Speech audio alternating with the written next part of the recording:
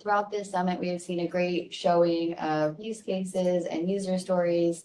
Power is currently building out user stories and impact statements. We've loved meeting with users and hearing from you all. As we continue this process, please feel free to email the Power inbox and set up a meeting with us if you're interested in presenting your work or collaborating in the future.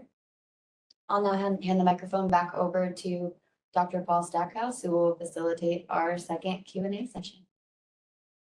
Yeah, hi, and thank you to all the speakers for your contributions. A couple points of good news here I can point out for those doing those watershed studies. Very interested in the way you're utilizing the data. NASA has another instrument providing estimates of soil moisture. And this is something that we plan to integrate and become part of our product suite to support a number of applications. So this is called the SMAP mission, SMAP. And so this is a set of parameters that we will be featuring, but they are available right now as well. So that may be relevant to those watershed studies.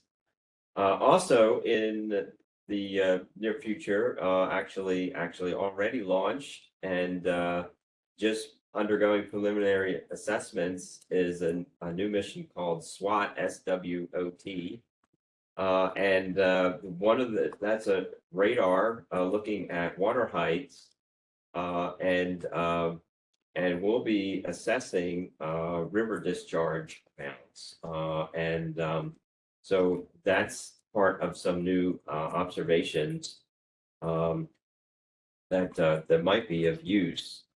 So thank you to all the speakers. Oh, I will also add that if you use the DAV, the Data Access Viewer, you can go through and you can select daily averages. I noticed a couple speakers talking about how to get those daily average data. Those are available for all the parameters from actually even further back than series. We only have hourly back to about the January 2001 for solar radiation parameters, and then we go back for daily parameters all the way back to the 1980s. So I do encourage you, if you have trouble finding where to find those daily average parameters, please reach out to our team. We can lead you through that, give you specific instructions to see those daily average data for your analysis. I want to thank again all the speakers who spoke today, and offer a chance to provide any other comments that you have about the data products and their quality, resolution, and availability, data formats as well. Is there anything that we could provide, the different sorts of parameters or statistics that may aid in what you do? We certainly would love to discuss those, and we have a chance at this time to do that. So does anyone have any comments along those lines?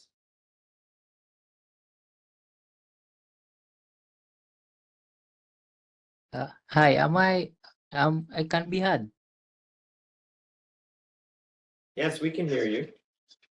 Okay, so in the polygon option of selecting data in the data access viewer, maybe there's a way it can be connected to programs such as ArcGIS. Maybe the polygons that you develop there, that you delineate there, maybe there can be a way to attach that polygon directly, since I noticed that the data access viewer will do the average for you. So if it can be possible to put it there and you get the data, instead of maybe sometimes showing a range using like a rectangle or drawing freehand, if it would be possible to attach the exact image that the exact polygon that you've delineated there, I think it can be helpful. Yeah, thank you.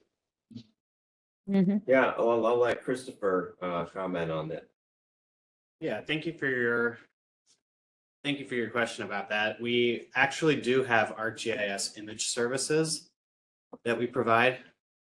We haven't heard too much about those in the lightning talks so far, but you can access them through our homepage. There's a link to ArcGIS if you just scroll down to that.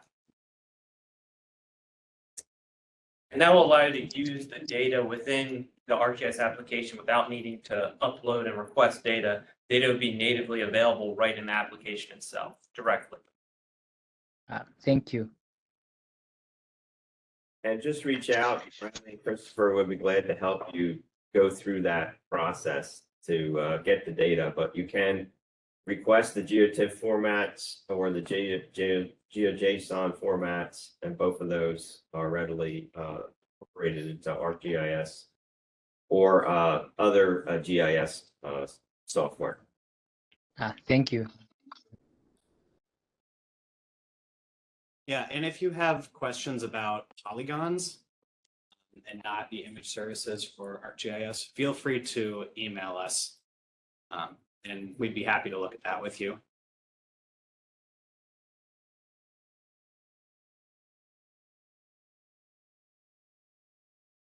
Okay.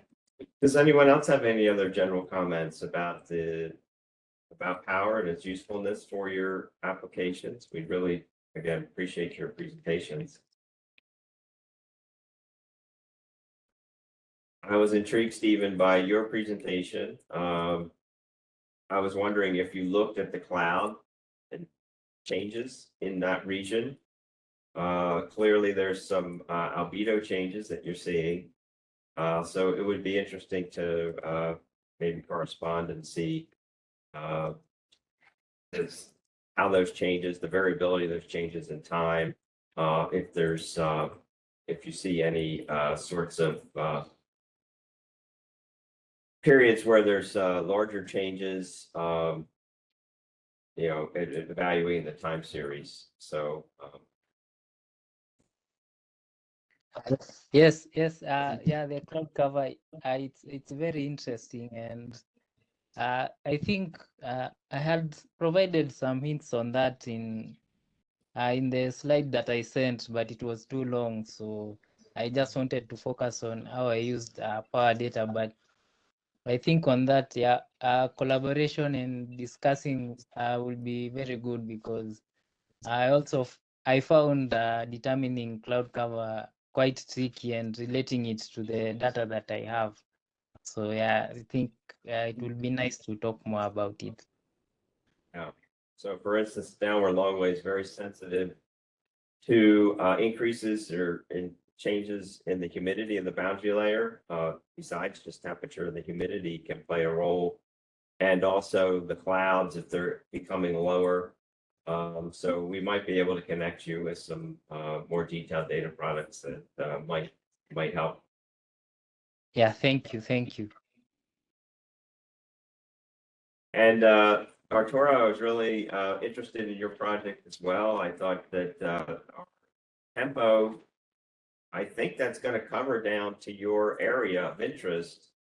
And those products, the air quality parts of those products should be available probably in the next 6 months. They should start becoming available. So so there might be some even more supports, more information. It's interesting you use the Sentinel information. I think that's good.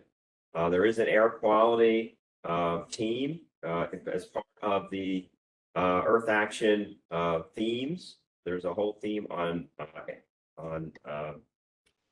air quality, and they do look at regions for air quality issues that they might be of some help. So we could probably provide some contacts there. And also there's another project called Severe within NASA, and I don't know if they have any concentration on your area of interest, but it might be worth contacting them. But so yeah, you have a very interesting situation there. We're glad that the even the larger scale winds that we provide seem to be of help for you. And I think that that's an interesting health. We do have, yeah, the air quality folks do have a health application too. Well, is there any other last requests or comments? Greetings, everyone. I have a question to ask. Yeah, my question is like I've been using data for power data for quite a long time, like let me say for about 3 years now. So at times I'll collect data for rainfall and rainfall and temperature. So I'll collect like the annual data, and at times the data, the figures are not in line, like they are not corresponding, which means that I should normalize the figures. So I don't know if there's a way that one can be collecting the figures that are already normalized. That's my question. All right, thanks for that question. Can you go ahead and just compose an email of that question so we can think about it more carefully on that normalization question? I will say that you have two options right now within Power to order the precipitation data from the Meritu, which we deliver through Power, and that does have a precipitation correction. So the temperatures and the precipitation should be treated well, and they're correlated. But go ahead and compose a question on that, and we can maybe provide you some more specific answers. Well, we'll have to close our discussion for today, but if you do have any of you speakers or any of those in the audience, if you do have more comments or questions, please enter those in the chat. We're going to be switching over to our interactive period now, so you can also have a chance to provide those comments and questions with our mural board discussion. So